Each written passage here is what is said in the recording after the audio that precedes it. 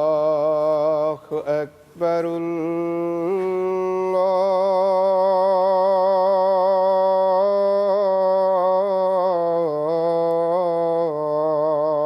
الله أكبر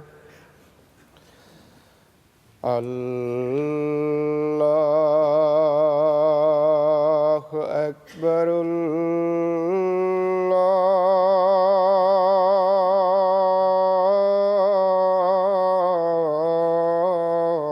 الله أكبر أشهد أن لا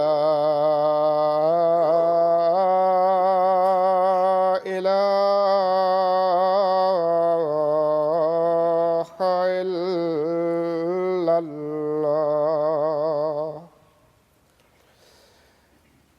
أشهد أن لا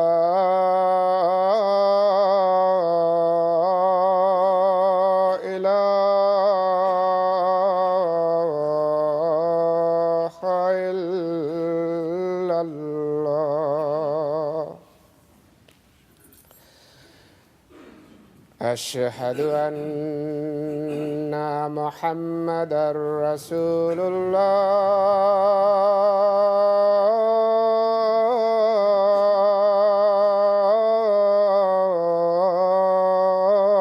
الله أشهد أن محمدًا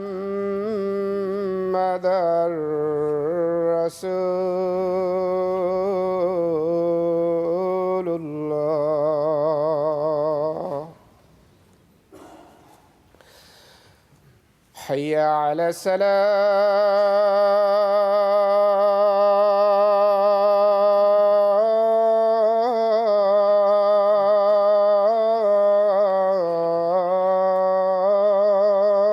الصلاة حي على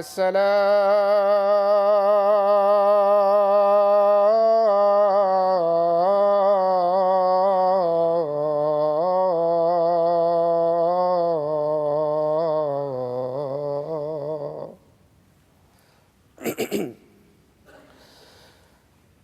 حي على الفلاح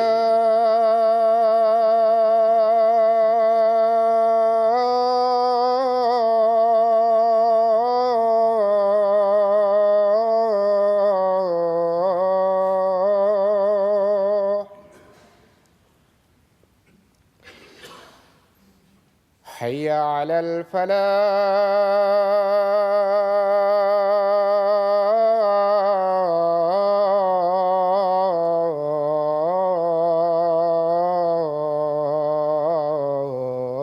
الفلاح الله أكبر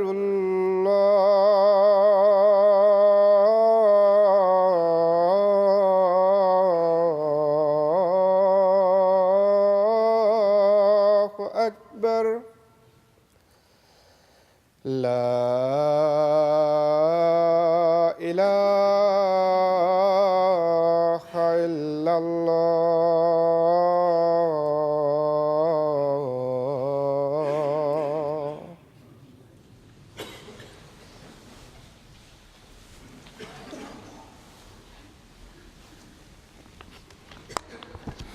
السلام عليكم ورحمة الله.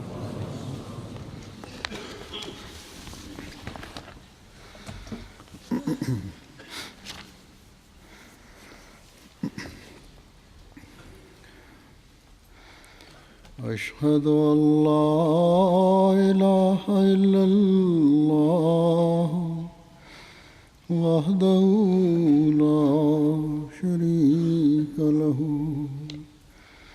وأشهد أن محمدًا عبده ورسوله أما بعد فأعوذ بالله من الشيطان الرجيم بسم الله الرحمن الرحيم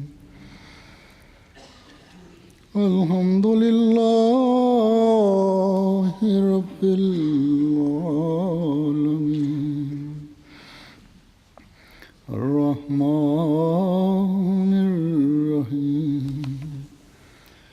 مالك يوم الدين إياك نعبد وإياك نستعين اهدنا الصراط المستقيم صراط الذين أنعمت عليهم غير المغضوب عليهم ولا الضالين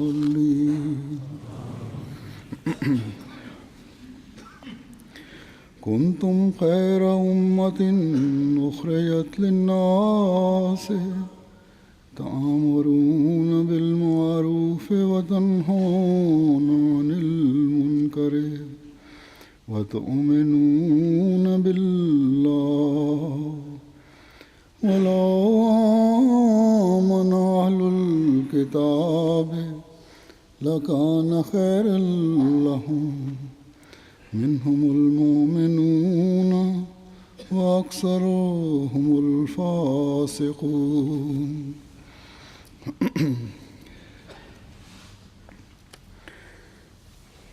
इस आयत का तर्जुमा है যে আয়াত আমি তেলাওয়াত করেছি এর অনুবাদ হলো, তোমরা সর্বোত্তম উম্মত যাদেরকে সমগ্র মানব মণ্ডলীর কল্যাণের জন্য সৃষ্টি করা হয়েছে, তোমরা ভালো কাজের নির্দেশ দাও আর মন্দ কাজ থেকে বিরত রাখো আর আল্লাহ তাআলার প্রতি ঈমান আনো। যদি আহলে কিতাব ঈমান আনতো তাদের জন্য এটি অতি কল্যাণকর হতো। তাদের মাঝে মুমিনও আছে, কিন্তু তাদের অধিকাংশ দুষ্কৃতি পরায়ণ।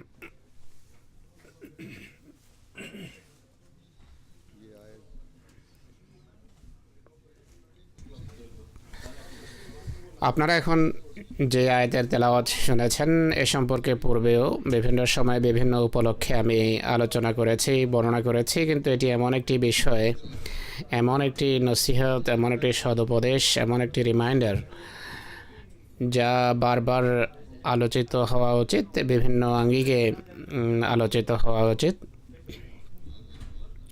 আল্লাহ তাআলা ঈমান আনয়নকারীদের জন্য, ঈমানদারদের জন্য, এমন লোকদের জন্য যারা শুধু ঈমানদার হওয়ার দাবি করে না, বরং তারা নিজেদের ঈমানের হেফাজত এবং সুরক্ষার ব্যবস্থাও করে থাকে, তারা নিজ ঈমানের দৃঢ়তার চেষ্টা করে নিজেদের ঈমানের হেফাজত এবং সুরক্ষা এবং দৃঢ়তার পাশাপাশি নিজেদের ভবিষ্যৎ প্রজন্মের ঈমান এবং তাদের ঈমানের দৃঢ়তার ব্যাপারেও সচেতন এবং সোচ্চার থাকে। আর শুধু নিজের এবং পরিবার পরিজনের ঈমানের সুরক্ষা এবং হেফাজতের এবং দৃঢ়তার চেষ্টা করে না, বরং তাদের পরিবেশে সমাজে বসবাসকারী সকল ধর্মের মান্যকারী বরং বেধর্মীদেরকেও নসিহত করে এজন্য যে তারাও যেন আল্লাহ তাআলার সন্তুষ্টির উদ্দেশ্যে সৎকর্ম আরম্ভ করে এবং ঈমান আনতে পারে। আল্লাহ তাআলা এই আয়াতে মুমিনদের উপর অনেক বড় দায়িত্ব অর্পণ করেছেন। সেই মুমিন যাদের দাবি হলো আমরা এ যুগের ইমাম এবং রাসূলুল্লাহ সাল্লাল্লাহু আলাইহি ওয়াসাল্লামের নিবেদিত প্রাণ দাস, নিষ্ঠাবান প্রেমিককে মেনে খোদার উপর নিজেদের ঈমানের বহির প্রকাশ করছি এবং দৃঢ় ঈমান আনার দাবি করছি।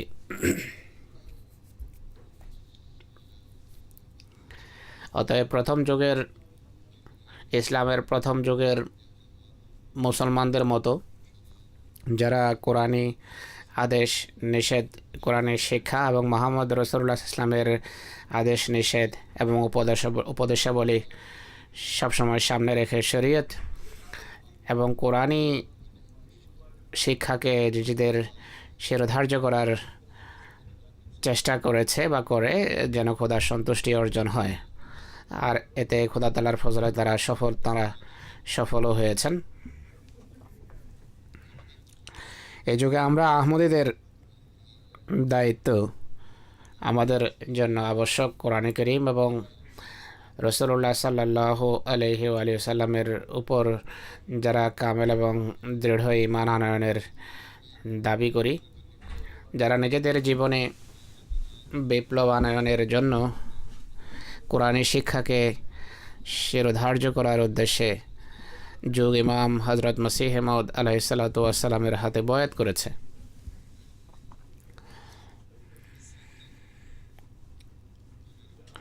আমাদেরকে দেখতে হবে যে আমরা কতটা শ্রেষ্ঠ উম্মত হওয়ার দায়িত্ব পালন করছি। মানবজাতির কল্যাণে আমাদের হৃদয়ে কতটা ব্যথা এবং বেদনা আছে, আমরা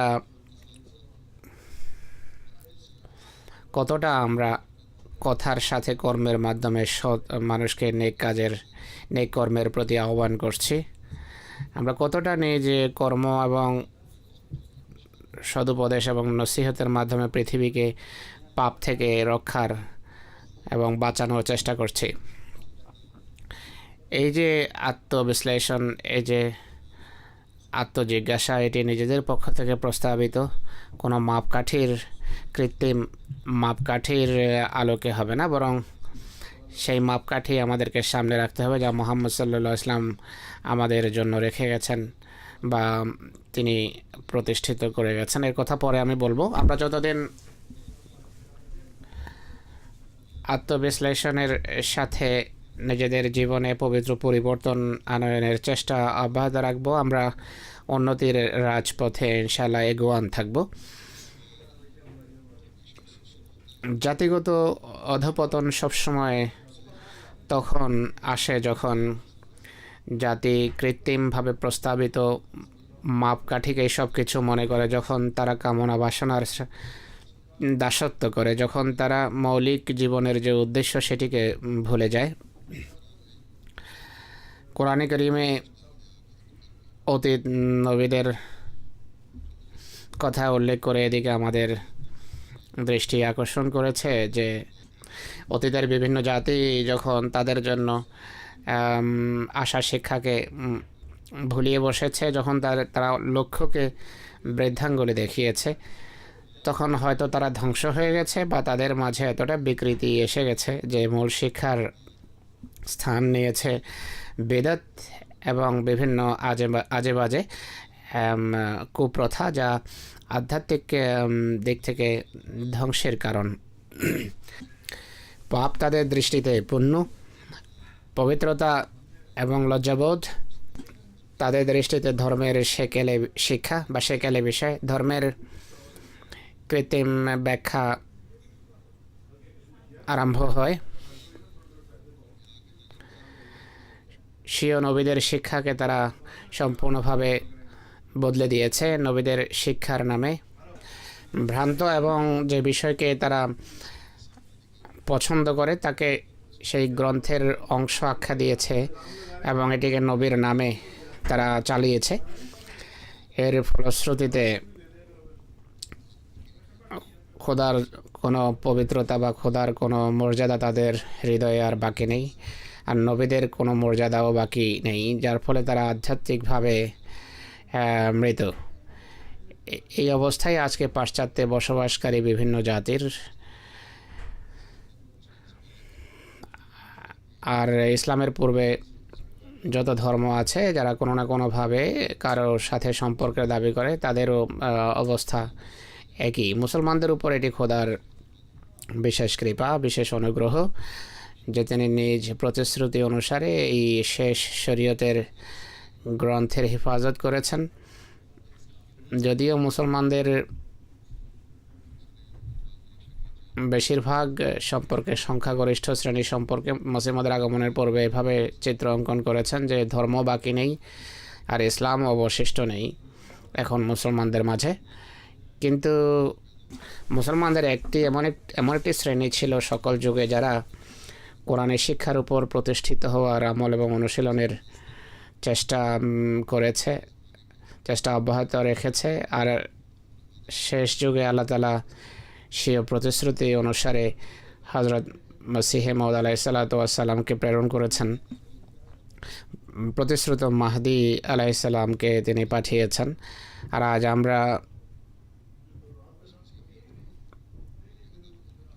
আহমদিরা এই মসিহে মাউদকে মানার দাবি করি, সেই ব্যক্তির সাহায্যের দাবি করি যিনি ইমানকে সুরাইয়া নক্ষত্র থেকে ধরা পৃষ্ঠে নিয়ে এসেছেন। আমরা সেই ইমামের প্রতি সম্পর্কের দাবি করে যিনি মুহাম্মদী ধর্মকে, মুহাম্মদ সাল্লাল্লাহু আলাইহি ওয়াসাল্লামের ধর্মকে তার প্রকৃত রূপে পৃথিবীর প্রান্তে প্রান্তে প্রতিষ্ঠিত করার অঙ্গীকার করেছে।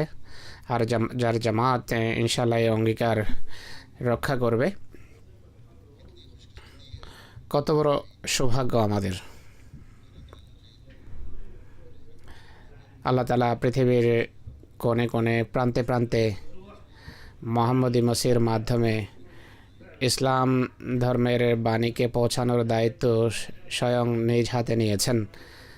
আর আমাদেরকে বলেছেন তোমরাও এই সেই পরিকল্পনার অন্তর্ভুক্ত হও। আল্লাহ তাআলা বলেন যে আমি তোমার প্রচারকে পৃথিবীর প্রান্তে প্রান্তে পৌঁছাবো, আর তোমরা এর অংশীদার হয়ে পুণ্যের ভাগী হও, পুণ্যার্জন করো।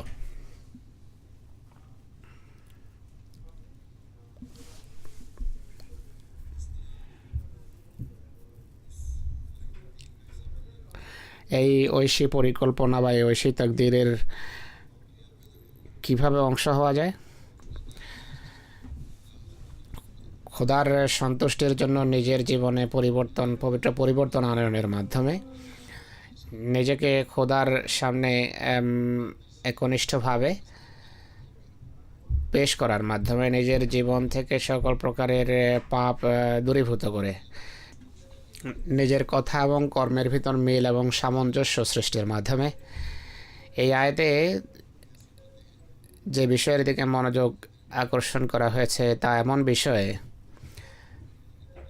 যে যদি এইগুলো আমাদের জীবনে থাকে, আমরা যদি এই কথাগুলোর তাবলীগ করি, তাহলে তার সকল নেক প্রকৃতির পৌত স্বভাবের মানুষের মনোযোগ আকর্ষণ করবে।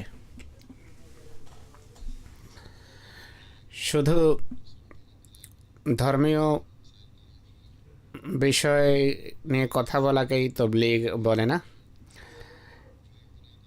এটি এমন বিষয় এখানে আল্লাহ তাআলা এই আয়াতে উল্লেখ করেছেন যা এক বস্তুবাদী বা জাগতিক চিন্তাধারার মানুষকেও আকর্ষণ করে, সে যেই ধর্মেরই অনুসারী হোক না কেন। প্রত্যেক ব্যক্তি নৈতিক মূল্যবোধকে পছন্দ করে, তার এক প্রকৃতিগত বৈশিষ্ট্য আছে যে ভালো কথাকে, ভালো দৃষ্টান্তকে পছন্দ করে। বরং বিধর্মী বা নাস্তিকও ভালো স্বভাব বা ভালো চরিত্রকে ভালোই বলবে, ভালো কথাকে ভালোই আখ্যা দেবে, আর মন্দ কথাকে মন্দই গণ্য করবে। তো আল্লাহ তাআলা বলেন যে এই যে দায়িত্ব তোমাদের উপর অর্পিত হয়েছে এটিকে বুঝো, পৃথিবীর কল্যাণের উদ্দেশ্যে খোদার সন্তুষ্টি অর্জনের জন্য নেক কর্মের বা সৎকর্মের উপদেশ দাও, আর মন্দ কাজ থেকে বিরত রাখো। মানুষের বা সৃষ্টির অধিকার প্রদানের প্রতি সচেতনতা সৃষ্টি করো। যারা মানুষের অধিকার খর্ব করে তাদের প্রতি শ্রদ্ধতা প্রদর্শন করো। তো এমন লোকদেরকে পাপ থেকে বিরত রাখো। কিন্তু এই সব কিছু করার পূর্বে আমি যেভাবে পূর্বে বলেছি যে আমাদের নিজেদের অবস্থা এবং অবস্থানকে খতিয়ে দেখতে হবে। আমাদের ভিতরকার যে জগৎ আছে তার যদি সংশোধন করি, তাহলে আমাদের কথার মানুষের হৃদয়ে প্রভাব পড়বে। আর এর জন্য সবসময় আমাদের যা দৃষ্টিগোচর রাখতে হবে তা হলো আমার প্রতিটি কথা এবং কর্মের উপর খোদা তাআলার সর্বব্যাপী দৃষ্টি আছে। আমার প্রতিটি কর্মকে তিনি দেখছেন।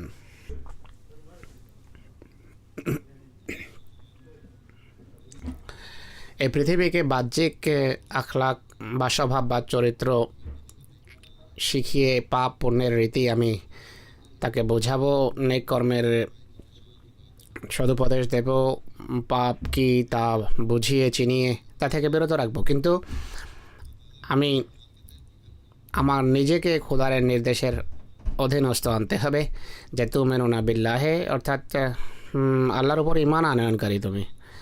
আর খোদা তাআলার উপর ঈমান তখনই প্রকৃত ঈমান গণ্য হবে যদি খোদার সন্তুষ্টি এবং খোদার ভালোবাসা, সমস্ত ভালোবাসা এবং সন্তুষ্টির উপর প্রাধান্য পায়। যেভাবে আল্লাহ তাআলা বলেন, ওয়াল্লাযীনা আমানু আশাদ্দু হুব্বান লিল্লাহ, যারা মোমেন, যারা প্রকৃতপক্ষে ঈমান রাখে, বিশ্বাস রাখে, তারা খোদা তাআলাকে সবচেয়ে বেশি ভালোবাসে।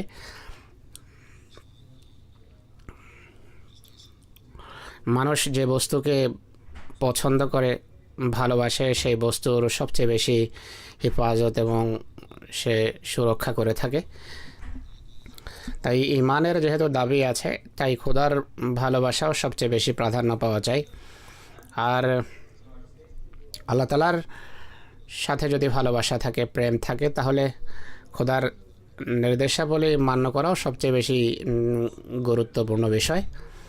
অতএব আমরা যদি আত্মজিজ্ঞাসা করি, আত্মবিশ্লেষণ করি, তাহলে বোঝা যায় যে শুধু ঈমানের ঘোষণা করাই শ্রেষ্ঠ উম্মত হওয়া নয়, এর মাধ্যমে কিন্তু আমাদের লক্ষ্য অর্জিত হয়ে যাবে না, বরং খোদার ভালোবাসায় এগোয়ান হলেই শ্রেষ্ঠ উম্মত হওয়া যায়। খোদার সন্তুষ্টি অর্জনের জন্য নেক কর্ম বা সৎকর্মের সদুপদেশ বা নসিহত করে যেতে হবে, আর মন্দ কাজ থেকে, পাপ থেকে অন্যদের বিরত রাখতে হবে, তাহলে আমরা শ্রেষ্ঠ উম্মত আখ্যায়িত হতে পারি।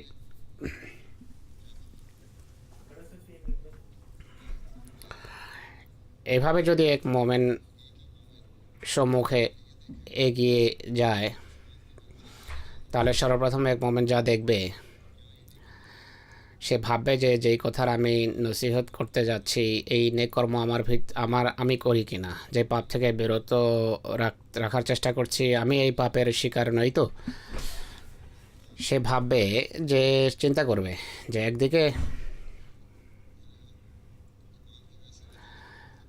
ঈমানের ভিত্তিতে আমি খোদাকে ভালোবাসার দাবি করি, অপরদিকে যার সাথে ভালোবাসার দাবি, তার সামনে তো মানুষ নিজের পুরো অবস্থাকে প্রকাশ করে, এবং যারা পরস্পরকে ভালোবাসে তারা পরস্পরের রহস্যাবলী সবই জানে।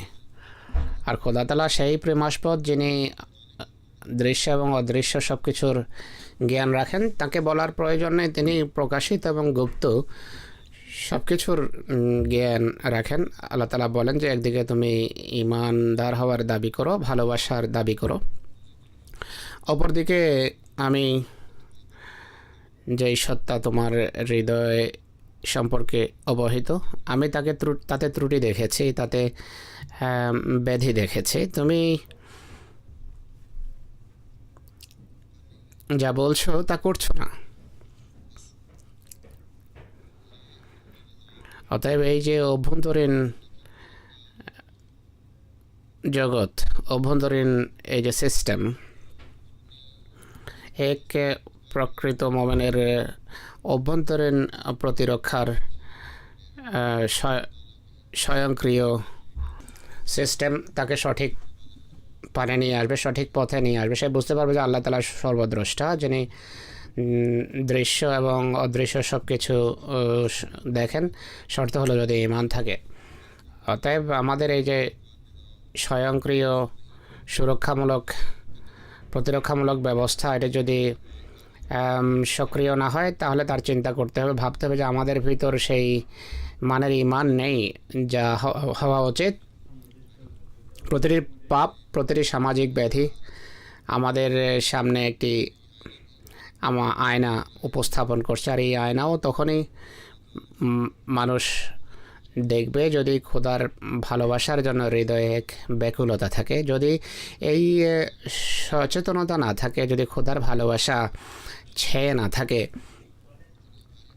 সমাজ এবং বস্তুবাদিতা যদি প্রাধান্য হয়, তাহলে পাপ এবং পুণ্যের যে মাপকাঠি সেটি বদলে যায়। আমাদের জামাতের কিছু ঐতিহ্য আছে, কিছু রীতিনীতি আছে। হজরত মসিহে মউদ এবং খলিফারা বিভিন্ন সময়ে ইসলামী শিক্ষার আলোকে তা জামাতে প্রতিষ্ঠিত করেছেন, তার গোড়াপত্তন করেছেন। কিছু বিষয় জামাতে অনুপ্রবেশ করার পথে বাধা সৃষ্টির জন্য কঠোর ব্যবস্থাও তারা নিয়েছেন।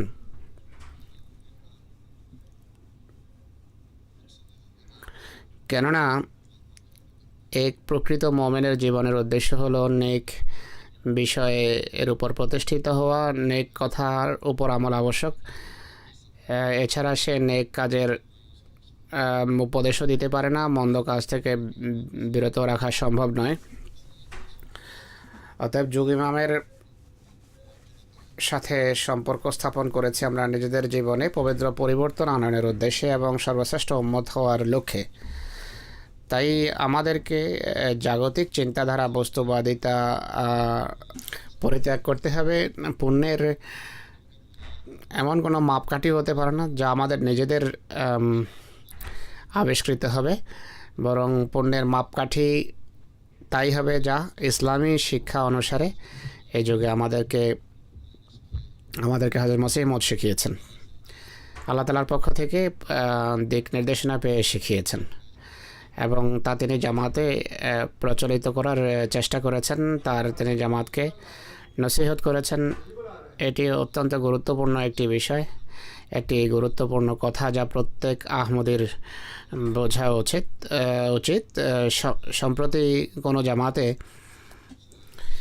একটি বিয়েতে জামাতে ঐতিহ্য পরিপন্থী কিছু কাজ হয়েছে, সে কারণে আমি তাদের বিরুদ্ধে শাস্তিমূলক ব্যবস্থা নিয়েছি। তাদের কয়েকজন এমন ছিল যাদের ধর্মীয় জ্ঞান ছিল না, জামাতি ঐতিহ্য সম্পর্কে অনবহিত ছিল। যদিও এটি কোনো অজুহাত হিসাবে গ্রহণযোগ্য হতে পারে না, প্রত্যেক আহমদের ঈমান চেতনা প্রকাশ করা উচিত, এর জন্য চেষ্টা করা উচিত। কিন্তু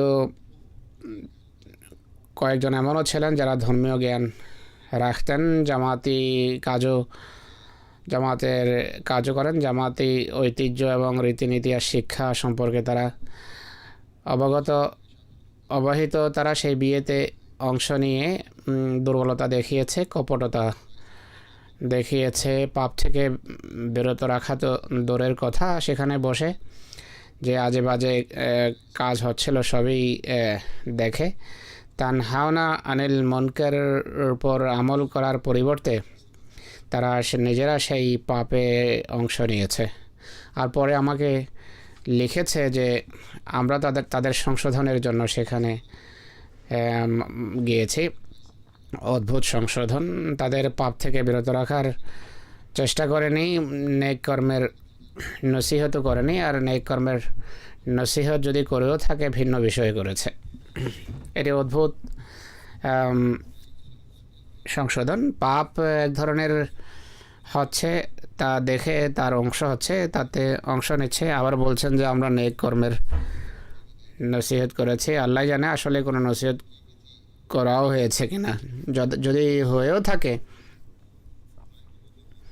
সেই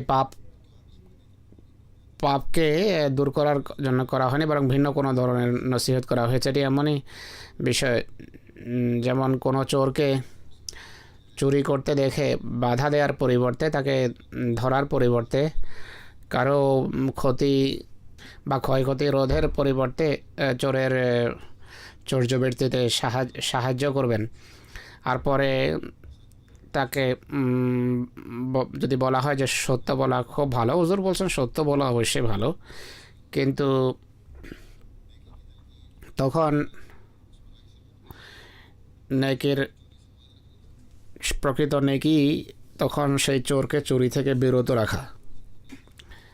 অতএব হযরত মসিহ মউদের প্রতি যদি ঈমান থাকে তাহলে সমাজের ভয়ে ভীত হওয়া উচিত নয় এক আহমদীকে, বরং ধর্ম প্রাধান্য পাওয়া চাই।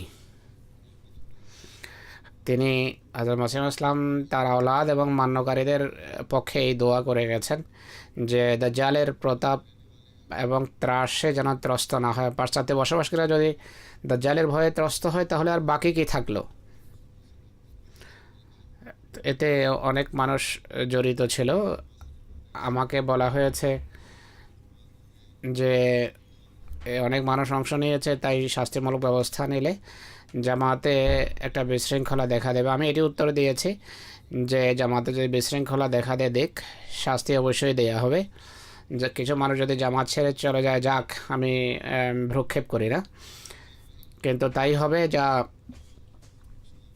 ইসলাম আমাদেরকে শিখিয়ে থাকে। ইসলাম আমাদের যে শিক্ষা দিয়েছেন, মুসলিম ইসলাম আমাদের এই শিক্ষা দিয়েছেন যে পাপ এবং অযথা কার্যকলাপ থেকে, বৃথা কার্যকলাপ থেকে আমাদেরকে বিরত থাকতে হবে।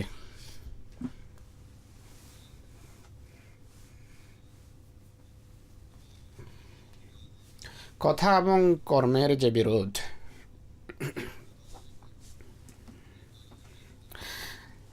খোদা এবং তার রসুল সেটিকে ঘৃণা করেছেন।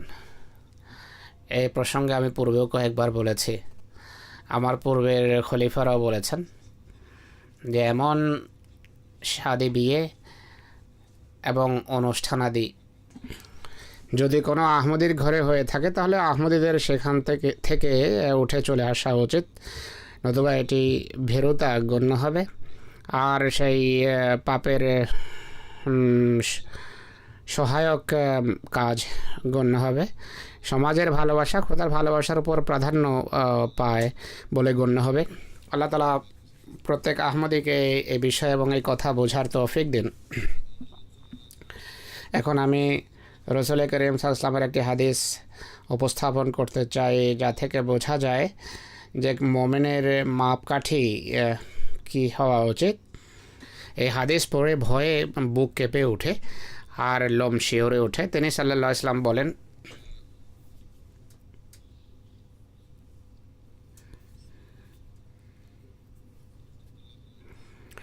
হযরত আব্দুল্লাহ বিন আমরের পক্ষ থেকে বর্ণিত যে 4টি বৈশিষ্ট্য যার ভিতর থাকবে সে পাক্কা মুনাফিক, আর যার ভিতরে 4টির যে কোনো একটি থাকবে তার ভিতর মুনাফিকত বা কপটতার একটি বৈশিষ্ট্য বা উপকরণ থাকবে যতক্ষণ সে তা পরিত্যাগ না করবে। যদি প্রথমটি, সে এই বৈশিষ্ট্যগুলোর প্রথমটি হলো তার কাছে আমানত রাখলে সে খেয়ানত করে বা বিশ্বাসঘাতকতা করে। দ্বিতীয় বৈশিষ্ট্য বা দ্বিতীয় কথা হলো সে কথা বলার সময় মিথ্যা বলে।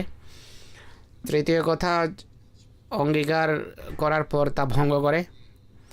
আর চতুর্থ কথা, ঝগড়ার সময় গালি দেয়।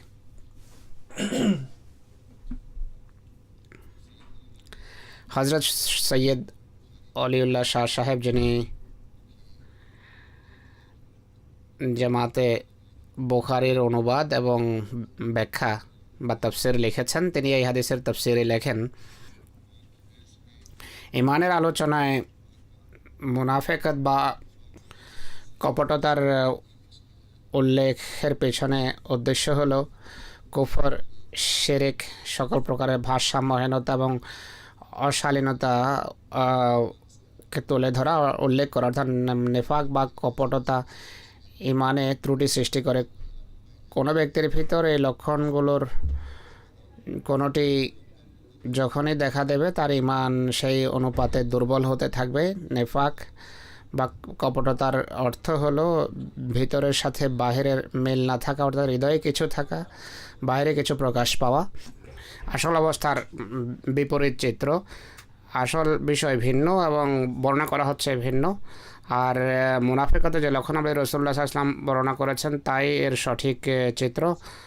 মিথ্যা বলার সময় মানুষের উক্তি, আর প্রতিশ্রুতি ভঙ্গ করার সময় মানুষের কর্ম, আর বিশ্বাসঘাতকতায় মানুষের নিয়ত, এই সব কিছু আসল অবস্থার বিপরীত চিত্র হয়ে থাকে। অঙ্গীকার ভঙ্গ করা, গালি দেয়া, এগুলো বাস্তবে যা প্রকাশ, বাস্তব বিষয়ে যা তার বিরোধী চিত্র প্রকাশ পায়, এগুলো মুনাফিকতের বড় বড় উদাহরণ, ইমান মুখে থাকা হৃদয়ে না থাকা এটিও বাস্তবতা বিরোধী, বা ইমান থাকলেও ইমান প্রকাশ না পাওয়া এটিও বাস্তবতা বিরোধী বিষয়। অনেকেই বলে যে আমরা ইমান আনি, মুসলিমকে খুব ভালো মনে করি, কিন্তু ইমানের অঙ্গীকার বা ইমান স্বীকার করতে পারে না পৃথিবীর ভয়ে, এটিও এক ধরনের মুনাফিকত। বা ইমান থাকলে কার্যত তার সত্যায়ন দেখা যায় না, ইমানও আনে কেউ, কিন্তু তার কর্ম এর সেই শিক্ষার পরিপন্থী, এটিও এক ধরনের মুনাফিকত বা কপটতা। তো যে কথার ভিতরেই এই এমন বৈশিষ্ট্য থাকবে সেটি নেফাক বা কপটতা, এগুলো এমন পাপ যা হাদিসে বর্ণিত হয়েছে, তা এই যুগে অনেক বেশি দেখা যায়। সমাজের প্রভাবে নিশ্চয় আমাদের কতক ব্যক্তি অবশ্যই কোনো না কোনোভাবে এর দ্বারা প্রভাবিত বা এর শিকার হয়েছে বা হচ্ছে। রাসূলুল্লাহ সাল্লাল্লাহু আলাইহি ওয়াসাল্লামের উক্তি বা কথা অনুসারে এই ব্যাধিগুলোর কোনো একটি থাকার হৃদয়ের কোনো অংশকে অবশ্যই নেফাকে বা মুনাফিকতে আক্রান্ত করে। এই পাপগুলোর প্রতি ইশারা করতে গিয়ে হয়তো হযরত মুসলিম ইসলাম এক জায়গায় বলেছেন যে রাসূলুল্লাহ সাল্লাল্লাহু আলাইহি ওয়াসাল্লামের যুগে যারা মুনাফিক ছিল, এই যুগে যদি তারা থাকতো তাহলে বড় বড় বুজুর্গ এবং মোমেন গণ্য হতো। কেননা অন্যায় বা অপকর্ম যখন অনেক বেড়ে যায় তখন স্বল্প নেকিরও বড় মূল্য থাকে। যাদেরকে মুনাফিক বলা হয়েছে, আখ্যা দেওয়া হয়েছে, তারা সত্যিকার অর্থে বড় বড় সাহাবাদের তুলনামূলক দৃষ্টিকোণ থেকে সাহাবাদের তুলনায় মুনাফিক ছিল। কিন্তু আমাদেরকে স্মরণ রাখতে হবে যে হযরত মসিহ মউদ আলাইহিস সালাতু ওয়াস সালামকে মেনে আমাদের মান উন্নত হওয়া উচিত, নেকির মান উন্নত হওয়া উচিত। সেই যুগের দুর্বল ইমানের যারা অধিকারী ছিল বা কোনো কোনো ক্ষেত্রে যারা দুর্বলতা দেখিয়েছে, তারা আমাদের জন্য আদর্শ নয়, বরং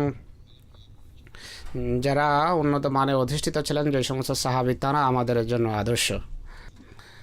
আল্লাহ তাআলা যাদেরকে জান্নাত এবং তার সন্তুষ্টির শুভ সংবাদ দিয়েছেন, অতএব আমাদেরকে সেই উন্নত মান অর্জন করতে হবে, উন্নত মানে অধিষ্ঠিত হতে হবে, যা আল্লাহ এবং তার রাসূল সাল্লাল্লাহু আলাইহি ওয়াসাল্লামের দৃষ্টিতে পছন্দনীয়। আমাদের আমানতের মান অত্যন্ত উন্নত হওয়া উচিত। জাতিগত আমানত বা সমষ্টিগত আমানত বা ব্যক্তিগত আমানত হোক না কেন, সবার অধিকার আমাদেরকে লোটাতে হবে, সবার প্রাপ্য দিতে হবে। কোনো সরকারি বিভাগে দপ্তরে যখন আমরা কাজ করি, পাশের সহকর্মী কী করছে তার প্রতি ভ্রুক্ষেপ না করে আমাদেরকে নিজেদের আমানতের মানকে উন্নত করতে হবে, এমন মানে অধিষ্ঠিত থাকতে হবে যা অন্যদের তুলনায় হবে স্বতন্ত্র। অনেকেই প্রাইভেট কোম্পানিতে কাজ করেন, সেখানে এক আহমদীকে আদর্শ স্থানীয় হতে হবে যে যা হবে অন্যের তুলনায় স্বতন্ত্র। আজকে আমরা গর্বের সাথে ও আহমদীদেরকে বলি যে আহমদীদের আমানতের প্রতি সচেতনতা অন্যদের তুলনায় উত্তম, কিন্তু শুধু উত্তম হওয়া গর্বের কারণ নয়, বরং গর্বের বিষয় যা হতে পারে তা হলো সবচেয়ে উন্নত মান হওয়া উচিত আমাদের। তৃতীয় বিশ্ব যেখানে উন্নতির গতি না হওয়ার মতো, কোনো কোনো ক্ষেত্রে তো এটি ঋণাত্মক, সেখানে এর প্রধান কারণ হলো সকল শাখায়, সকল বিভাগে, সকল স্তরে, সকল পর্যায়ে বিশ্বাসঘাতকতা বিরাজমান। পাকিস্তান এটি নিয়ে গর্ব করে যে আমরা মুসলমান দেশ, কিন্তু নতুন যেই পরিসংখ্যান এসেছে, দুর্নীতিবাজ দেশের তালিকায় তারা পাকিস্তান আরও অধঃপতিত হয়েছে। এভাবে আরও অনেক মুসলমান দেশ আছে বা কোনো কোনো দেশের মুসলমান রয়েছে যাদের হাতে ক্ষমতার বাগডোর, কিন্তু দুর্নীতির ক্ষেত্রে তারা অনেক এগিয়ে গেছে। অতএব শুধু মুসলমান হলে কি শ্রেষ্ঠ উম্মত আখ্যা পেতে পারি, বা শুধু ইসলামী আইন প্রতিষ্ঠার ঘোষণা দিলেই শ্রেষ্ঠ উম্মত আখ্যা পেতে পারেন? এখানে দু একটি পাপের প্রশ্ন নয়, বরং সকল প্রকারের পাপ এদের মাঝে রয়েছে, কিন্তু তার সত্ত্বেও এরা মোমেন। আর যারা প্রকৃত মোমেন বা প্রকৃত ইমানদার, তারা এদের দৃষ্টিতে কাফের।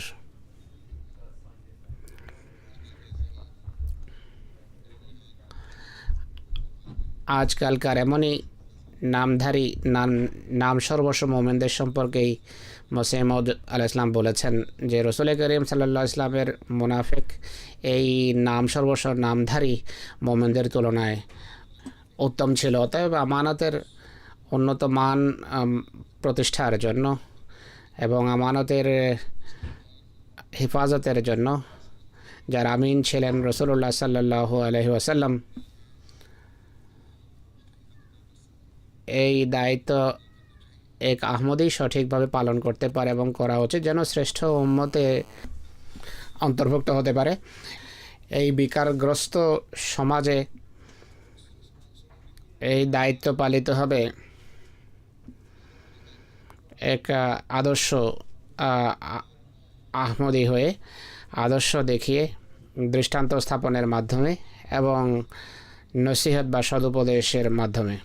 রাসূলুল্লাহ সাল্লাম যে আমানত নিয়ে পৃথিবীতে এসেছেন,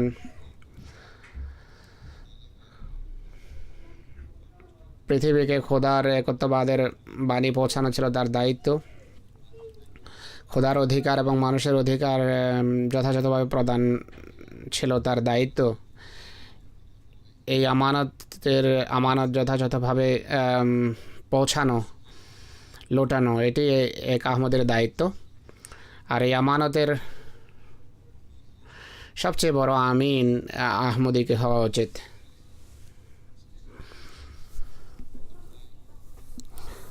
আর এই উদ্দেশ্যে সর্বপ্রথম আত্মসংশোধনের মাধ্যমে এই দায়িত্ব পালন করতে হবে। আল্লাহর অধিকার এবং সৃষ্টির অধিকার প্রদানের মাধ্যমে এই আমানতের দায়িত্ব পালিত হতে পারে। বাচ্চাদের তরবিয়তের মাধ্যমে এই আমানতের দায়িত্ব পালিত হতে পারে, যেন ওই অধিকার প্রদানের প্রেরণা ভবিষ্যৎ প্রজন্মেও সঞ্চালিত হয়। এরপর রাসূলুল্লাহ সাল্লাল্লাহু আলাইহি ওয়াসাল্লাম মুনাফিকের আরেকটি লক্ষণ যা বর্ণনা করেছেন তা হলো সে কথা বলার সময় মিথ্যা বলে। কত ভয়াবহ সতর্কবাণী মিথ্যাবাদীদের জন্য! এটি আসলে কথা এবং কর্মের বিরোধেরই আরেকটি নাম, আর এটি মুনাফিকত। একদিকে খোদার প্রতি ঈমান রাখার দাবি, অপরদিকে মিথ্যা বলা। আল্লাহ মিথ্যাকে সে খোদার প্রতিদ্বন্দ্বিতায় দাঁড় করায় মুনাফিক। আর এই কারণে আল্লাহ তাআলা মিথ্যা এবং প্রতিমা পূজাকে একসাথে বর্ণনা করেছেন। মিথ্যা এবং শিরককে তিনি একই ব্র্যাকেটে বর্ণনা করেছেন কোরআন শরীফে। এই দুটো কথা যার ভিতর সমবেত হবে, বা যে শুধু মিথ্যাবাদী, সে আসলে পৌত্তলিক বা মুশরিক বা বহুশ্বরবাদী, প্রতিমা পূজারী। আর খোদার প্রতি ইমানের সাথে মিথ্যা, ইমানের দাবির সাথে মিথ্যার মিশ্রণ থাকে, এটি স্পষ্ট মিথ্যা, এটি সবাই জানে। এটি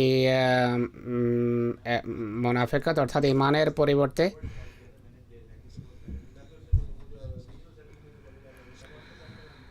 আল্লাহ তাআলার উপর ইমানের পরিবর্তে শিরিক বা পৌত্তলিকতার বেশি কাছাকাছি অবস্থান করে। মৌখিক দাবি হলো আমি মোমেন, কিন্তু তার কর্ম এর পরিপন্থী চিত্র তুলে ধরে। কত আক্ষেপের বিষয় যা আজকে মুসলমানদের বেশিরভাগ সংখ্যাগরিষ্ঠ শ্রেণী সত্য মিথ্যার পার্থক্য ভুলে গেছে। আজকে আহমদীরা যদি এর বিরুদ্ধে জেহাদ না করে, নিজেকে এবং নিজের পরিবেশকে যদি এটি থেকে পবিত্র করার চেষ্টা না করে, তাহলে এমন একটি দাগ তার হৃদয়ে লাগবে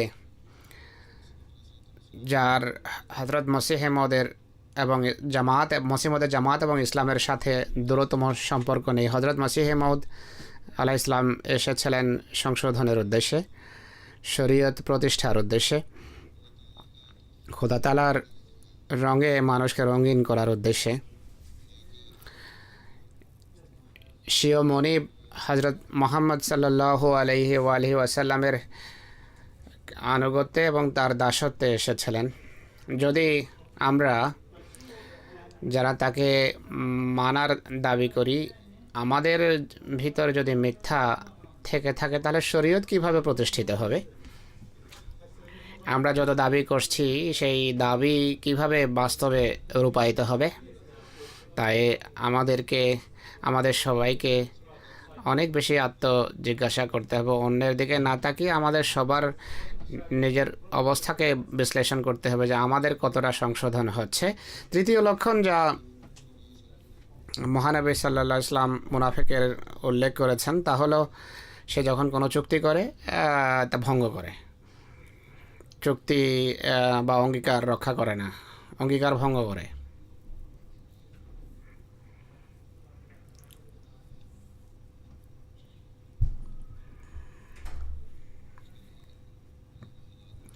আজকাল পৃথিবীর এটি বাস্তব অবস্থা। ব্যবসা বাণিজ্যে চুক্তি ভঙ্গ করা, দৈনন্দিন কার্যকলাপে অঙ্গীকার ভঙ্গ করা, জাতিগত পর্যায়ে এত দুর্নীতি বিরাজ করছে যে ভাবাও যেতে পারে না। একটি ব্যবসায়িক চুক্তি করে আর তাতে এতটা বিশ্বাসঘাতকতার আশ্রয় নেই যে তা কল্পনাতীত। কেউ আমাকে বলেছেন, বরং এক ব্যবসায়ী বলেন যে পাকিস্তান থেকে আমরা ভালো বাসমতি চাউল রপ্তানি করি, এর মাঝে আমরা এমন একটা রীতি রেখেছি, তা হলো ইরি চাউল বাসমতির সাথে, এটা মোটা নয়, খুব বেশি মোটা নয়, বাসমতির সাথে এমনভাবে মিশিয়ে দেই যে কেউ বুঝতে পারে না। আর আদৌ চিন্তা নেই যে এটি যদি ধরা পড়ে ব্যবসা নষ্ট হবে, আর সবচেয়ে বড় কথা হলো দেশের দুর্নাম হবে। আরও অনেক এমন অপকর্ম করা হয়। এটি শুধু অঙ্গীকার ভঙ্গই নয়, বরং বিশ্বাসঘাতকতাও ও মিথ্যাও। কয়েক আনার জন্য এই দুর্নীতির আশ্রয় নেয় মানুষ। আর যে রসুল সাল্লাল্লাহু আলাইহি ওয়াসাল্লামের সাথে সম্পর্কে দাবি করছে, তিনি কী প্রত্যাশা রেখেছেন, কী প্রত্যাশা ব্যক্ত করেছেন? ব্যবসা বাণিজ্যে দুর্নীতির তো প্রশ্নই নেই। তিনি যে আদর্শ রেখে গেছেন, বিশেষ করে যুদ্ধের যে অঙ্গীকারের, যুদ্ধ সম্পর্কিত চুক্তি বা সাধারণ চুক্তির প্রতিটি শর্ত পুঙ্খানুপুঙ্খরূপে এমনভাবে মেনেছেন যে পৃথিবীর কোনো চুক্তিনামায় এমনভাবে তা পালিত হতে দেখা যায় না। যখন সুলহ হুদাইবিয়ার মৌখিকভাবে শর্ত নির্ধারিত হচ্ছিল, তখন মক্কা থেকে আগত এক সাহাবীকে রাসূল করিম সাল্লাল্লাহু আলাইহি সাল্লাম ফেরত পাঠান তার পিতার অনুরোধে। তিনি সাল্লাম মক্কাবাসীদের এই কথা বলেননি যে এখনও চুক্তি লেখা শেষ হয়নি তাই ফেরত যাবে না। মৌখিকভাবে নির্ধারিত হয়, লেখা হচ্ছিল, রাসূলুল্লাহ বলেন যে তুমি ফেরত যাও। অথচ তিনি জানতেন যে ফিরে গেলে এর জীবন হুমকিগ্রস্ত হবে। এই ছিল হুজুর করিম সাল্লাল্লাহু আলাইহি ওয়াসাল্লামের পবিত্র আদর্শ এবং মাপকাঠি। অতএব আজ তিনি সাল্লাল্লাহু আলাইহি ওয়াসাল্লামের নিবেদিত প্রাণ নিষ্ঠাবান দাসের মান্যকারীদেরকে এই মাপকাঠিতে পাশ করতে হবে। বাজার অতিক্রম করছিলেন, খাদ্যশস্যের গমের বা ভুট্টার একটা স্তূপ ছিল, হাত ঢুকান ভিতরে তিনি ভিজা শস্যদানা দেখে বলেন যে এটি ধোঁকা, এটি প্রতারণা, আর বলেন যে মুসলমানকে এটি কোনোভাবে সাজে না। তো এমন উন্নত মানে আমাদেরকে অধিষ্ঠিত হতে হবে, তাহলেই খোদার সত্তায় কামেল ইমান আমাদের প্রতিষ্ঠিত হবে এবং প্রকৃত নসিহতকারী গণ্য হবে। মুনাফিকের আরেকটি লক্ষণ হলো বিতর্কের সময় সে অশ্লীল কথাবার্তা বলে, গালি আরম্ভ করে। এই বৈশিষ্ট্য আমরা আজকে আমাদের বিরোধীদের মাঝে দেখি। প্রত্যেক টেলিভিশন চ্যানেল এবং ওয়েবসাইটে এটি দেখা যায় যা জামাতের বিরুদ্ধে আজকে কাজ করছে। অতএব এক আহমদীর উচিত এই ধরনের বিষয়কে এড়িয়ে চলা। এই লক্ষণ বিরোধীদের পক্ষ থেকে প্রকাশ পাচ্ছে, এটি তাদেরই বৈশিষ্ট্য। এক আহমদীকে সবসময় এগুলো এড়িয়ে চলতে হবে, কখনো কঠোরতার উত্তর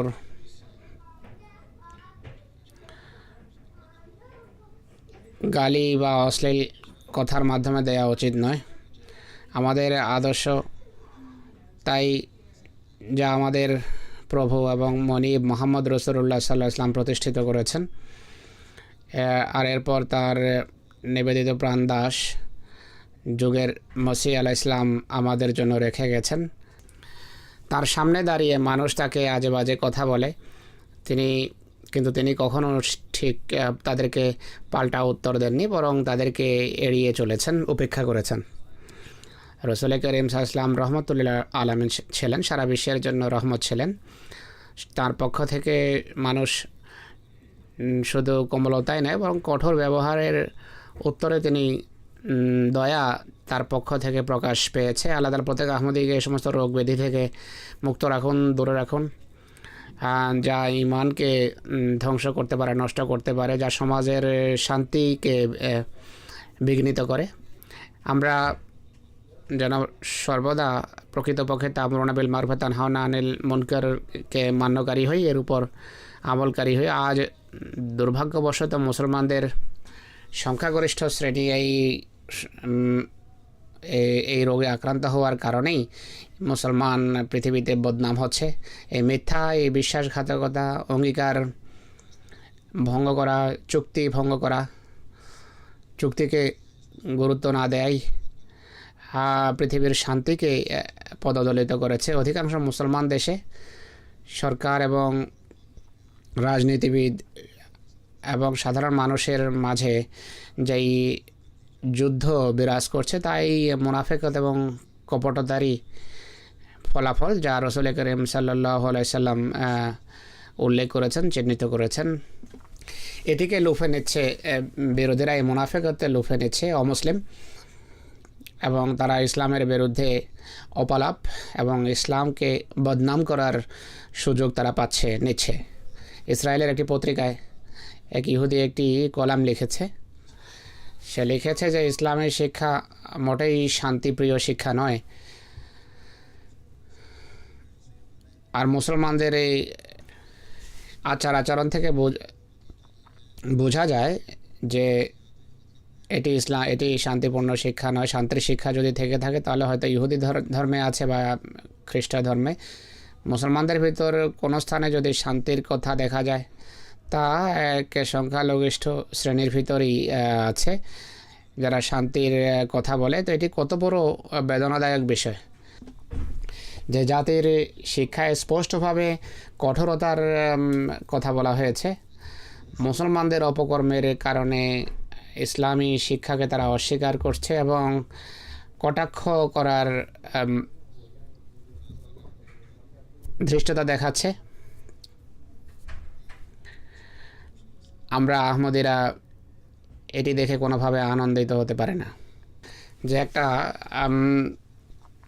ছোট শ্রেণী মুসলমানদের বলতে তারা ইসলামকে আহমদিয়তকে বুঝিয়েছে বা মুসলমান একটা দলকে বুঝিয়েছে, এটি শুনে আমরা আনন্দিত হতে পারি না।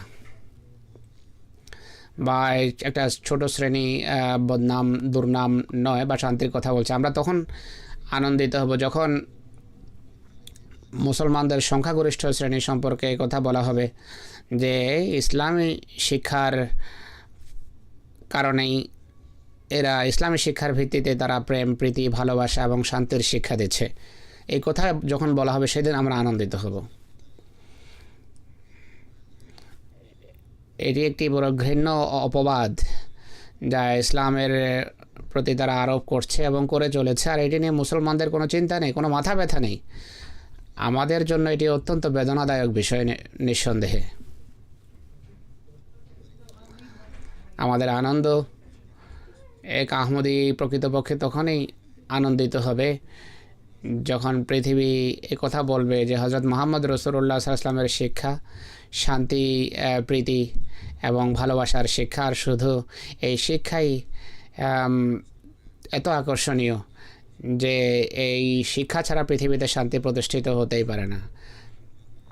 অতএব আজ আমাদের দায়িত্ব হলো দোয়া করা। আল্লাহ তাআলা উম্মতে মুসলিমাকে বিবেক দিন আর প্রকৃত অর্থে শ্রেষ্ঠ উম্মতের দায়িত্ব যেন তারা পালন করতে পারে, আর আমরা যেন সত্যিকার থেকে নিজেদের দায়িত্ব যথাযথভাবে পালন করতে পারি। গত খুতবায় আমি একটি উদ্ধৃতি আপনাদের সামনে উপস্থাপন করেছিলাম, এই সম্পর্কিত একটা সংশোধনী আমি তুলে ধরতে চাই। আবুল আহাব সম্পর্কিত উদ্ধৃতি। রাসূলুল্লাহর সাথে সে যে দুর্ব্যবহার করতো সেই কারণে নেকড়ে তাকে চিরেছে বা খেয়েছে, বা রাসূল অবমাননার কারণে এটি বলেছিলাম। এটি একটি ভুল ছিল যার সংশোধনী আপনাদের সামনে তুলে ধরতে চাই। সচরাচর কোরআন এবং হাদিস বা মুসলিমদের উদ্ধৃতি আমি চেক করাই বা চেক করিয়ে উপস্থাপন করি, কিন্তু আমাদের আলেমদের কেউ একটা প্রবন্ধ লিখেছে, তা থেকে আমি তুলে ধরেছিলাম।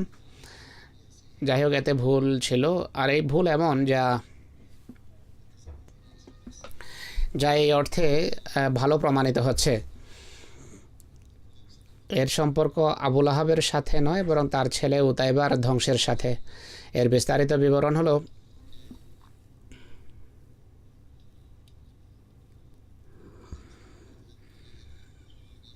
রুহুল মানিতে আছে আবুল আহাবের ধ্বংস সম্পর্কে সূরা আল-আহজাবের ভবিষ্যৎবাণী বদরের যুদ্ধের 7 দিন পর পুরা হয়েছে।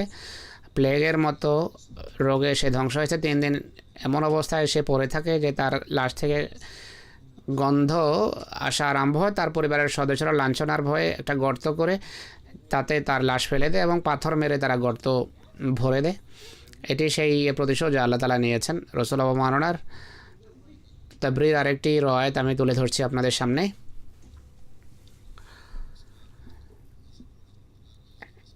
তার শরীরে ফোড়া বের হয়, যার কারণে সে মারা যায়। তার ছেলেরা 2 বা 3 রাত পর্যন্ত তাকে কবরস্থ করেনি। ঘরে তার লাশ পচা আরম্ভ হয়, গন্ধ বের হয়। এরপর দূরে কোনো জায়গায় তার ছেলেরা তাকে মাটিতে পুঁতে ফেলে। যাই হোক, এর পরিণাম অতি অশুভ হয়েছে। একই সাথে তার ছেলে উতাইবার পরিণামও বড় অশুভ হয়েছে। আমি বলছি যে একটির পরিবর্তে 2টো রওয়ায়াত আমাদের সামনে এসেছে।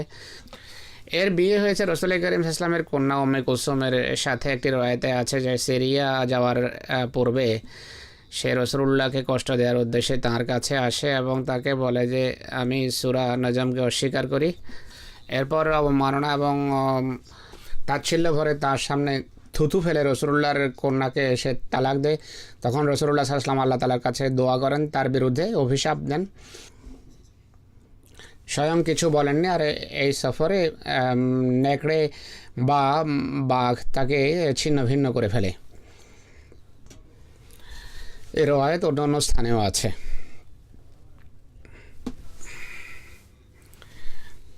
তৃতীয় কথা,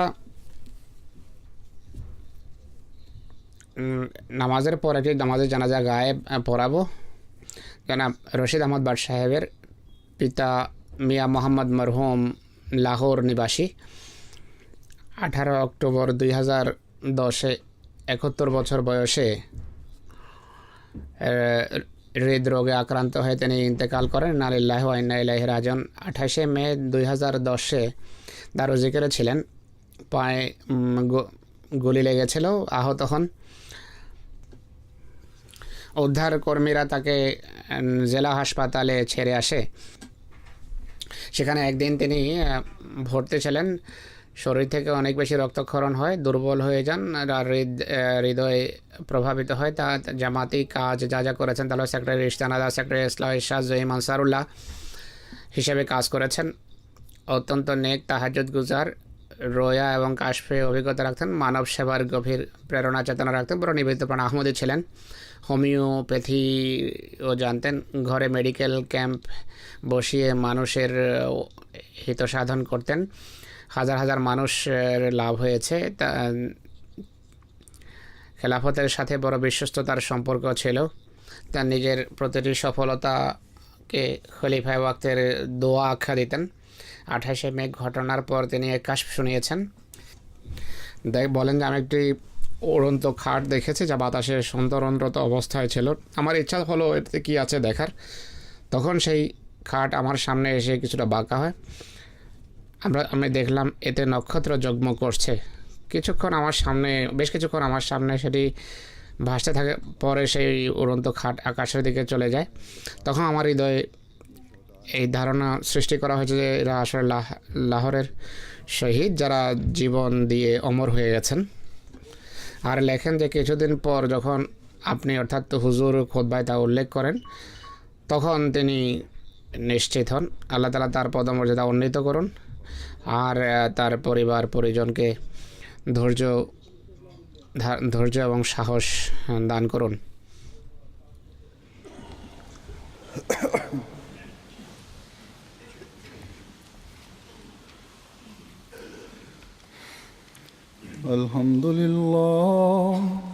আলহামদুলিল্লাহ নাহমাদুহু ওয়া নাস্তাঈনুহু ওয়া নাস্তাগফিরুহু ওয়া নু'মিনু বিহি ওয়া নাতাওয়াক্কালু আলাইহি ওয়া নাউযু বিল্লাহি মিন শুরুরি আনফুসিনা ওয়া মিন সাইয়্যাতি আ'মালিনা। من يهده الله فلا مضل له ومن يضلل فلا هادي له ونشهد أن لا إله إلا الله ونشهد أن محمدا عبده ورسوله. عباد الله رحمكم الله إن الله يأمر بالعدل والإحسان وإيتاء ذي القربى وينهى عن الفحشاء والمنكر والبغي يعظكم لعلكم تذكرون. اذكروا الله يذكركم وادعوه يستجب لكم ولذكر الله أكبر.